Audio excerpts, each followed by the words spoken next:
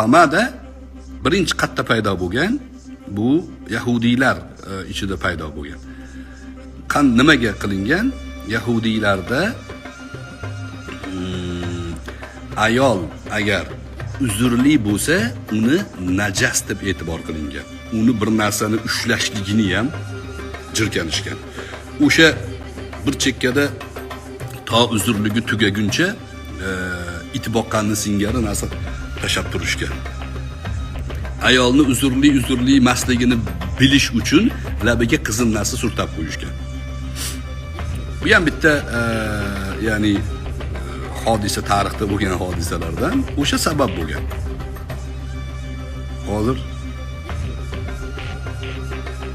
endi moda bo'lib ketdi. Nima deysiz?